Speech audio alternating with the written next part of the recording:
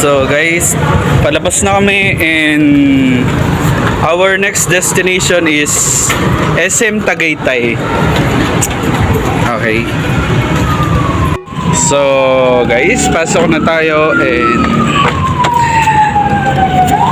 dadaan tayo sa 26th floor pababa.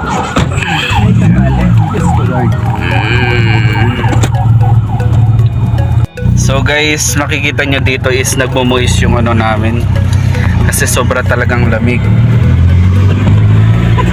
Nagmo-moist yung ano namin, yung mga window kasi sobrang lamig talaga dito. Nagmo-moist din yung mukha.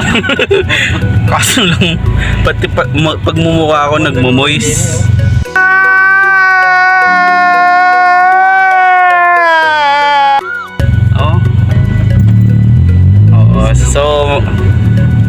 So guys, update ko kayo mamaya. So guys, nagpa-park na lang kami. Nandito na kami sa SM Tagaytay and there you have it. Lamig pala dito sa SM Tagaytay. Ano? Dapat dito naka-hoodie ka, hoodie jacket. Mapapamoist ka talaga sa mukha. Ay, baba muna kami mga pards. At least makita nyo yung kagandahan ng SM Tagaytay. So yan pala yung SM Tagaytay. Ayan lang, di ba? So, ay ito iba pangarap.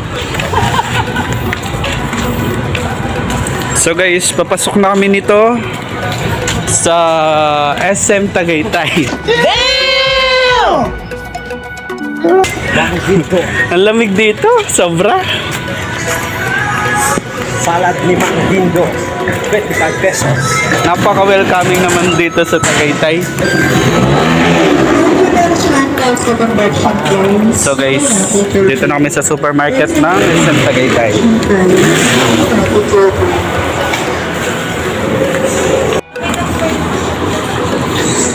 So guys, dito sa SM Tagaytay meron ditong bag na pambata. Oh. Meron din tayo dito na tsinelas na Islander, sorry.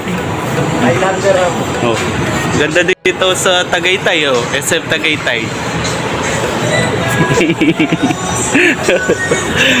So guys, bago pa lang to, mga 2 days pa lang yung SM Tagaytay.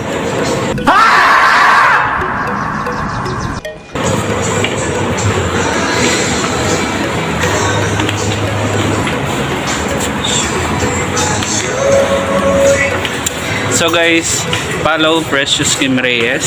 Yan. Follow Precious Kim Reyes. Lahat na magpa-follow sa kanya, babalikan ko.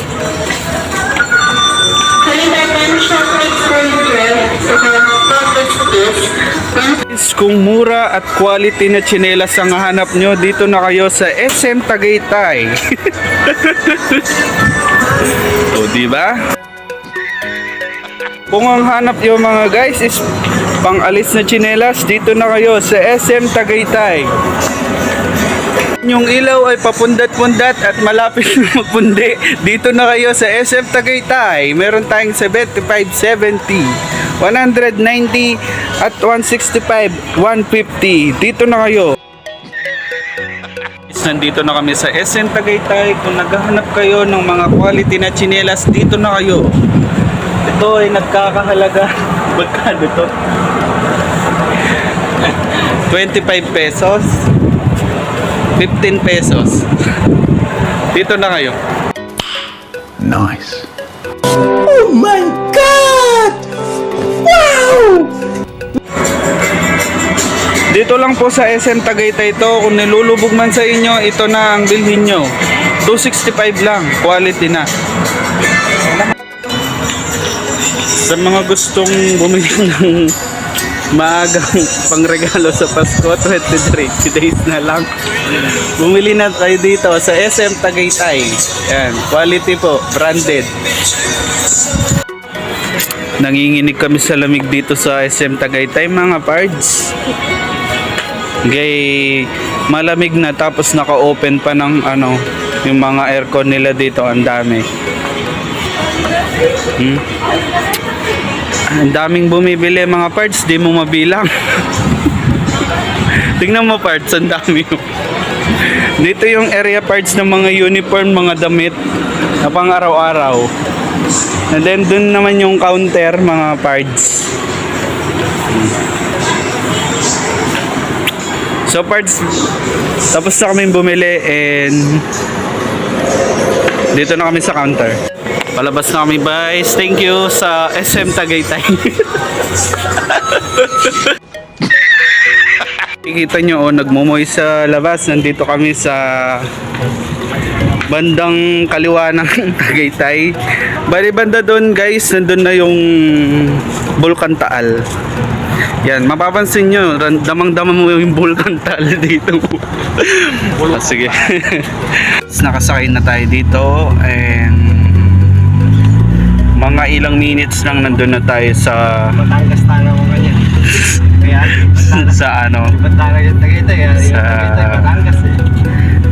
baga pupunta lang kami sa overlooking view ng Bulkang Taal. Pero damang-dama na namin yung pagsabog ng Taal. Nagmumuis na kami. At pagtapos namin doon is tutuloy na kami sa Batangas. Ayun. Kaya sa mga followers ko dyan sa Batangas, hintayin nyo lang ako dyan. At dadan ako dyan.